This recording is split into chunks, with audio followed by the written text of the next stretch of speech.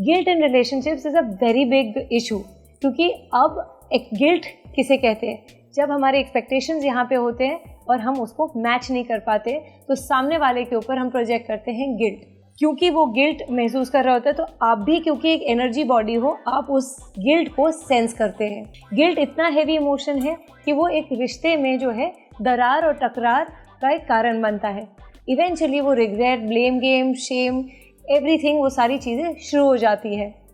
Net there is no fun in relationships अगर वो constant expectation से चलता हो। आजकल एक और नई चीज़ हुई है, ट्रैवलिंग एक्सपेक्टेशंस। अब अगर आप एक कपल हैं, आप बाहर जाना चाहते हैं और अगर लेडी ने, जो लड़की है उसने बुक किया है, she would probably spend more luxuries, ये वो, एंड नेक्स्ट टाइम जब लड़के की बारी आती है वो कम में करता है, तो उसमें भी एक्सपेक्टेशन कि मैंने एक लेवल तक लाया तो तुमको उसके ऊपर ही लेके जाना है, या मैंने अगर तुमको परफ्यूम दिया है तुम मुझे वॉच दो, या ये जो एक रिश्ता है ये बहुत ही मटीरियलिस्टिक लेवल पे चला जाता है।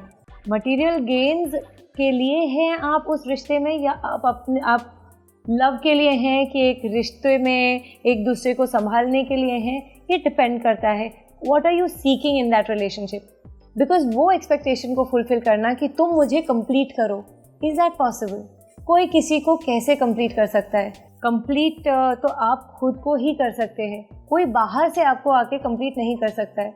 अगर आप अंदर से अधूरा महसूस करते हैं तो बाहर से कोई चीज़ उसको कैसे पूरी कर सकते हैं? पॉइंट बीइंग कि अगर आप खुद के लेवल पे नहीं उतर पा रहे हैं, आप खुद से अगर बहुत ज़्यादा एक्सपेक्टेशंस रखते हैं, then you will be unfair to the other person, क्योंकि आप वो एक्सपेक्टेशन दूसरे से हाइटन होती चली जाएगी। एंड ऑब्वियस ही बात है, कब, द पॉइंट इज कब तक, कितना देर तक आप वो बोझ को संभाल सकते हैं। नेट आप बाहर ढूंढना शुरू करेंगे जो आपके एक्सपेक्टेशंस को फुलफिल कर सके। एक्सपेक्टेशंस लार्जली जो है मनी रिलेटेड या मटेरियल गेन्स रिलेटेड होती है, और कभी कभी प्यार रिलेटेड होती है। आपको पसंद है, आप बहुत प्यार करते हो, आप ओवरबोर्ड जाते हो, आप सब कुछ दे देते हो अपने रिश्तों में, बहुत अच्छी बात है, लेकिन सामने वाला है ही नहीं ऐसा। फॉर एग्जाम्पल, मुझे बातें करना बहुत पसंद है, लेकिन अगर मुझे कोई ऐसा पसंद आया जो कि कम बातें करता है और मैं एक्सपेक्ट करूं कि नहीं वो उसको बात करनी ही होगी, वो बात क्यों नहीं कर रहा है, then that is my mistake, that is my fault. मैं वो इंसान को, इससे बेटर है कि मैं वो इंसान को चूज़ करूं जो बातें करता है, जो शायद मेरे से ज़्यादा बातें करता है, पर इवेंचुअली शायद मुझे वो भी फन नहीं आएगा क्योंकि मेरी बात सुनेगा कौन। सो हम अट्रैक्ट तो उसी से होते हैं ना जो आपका थोड़ा सा एक ऑपोजिट हो,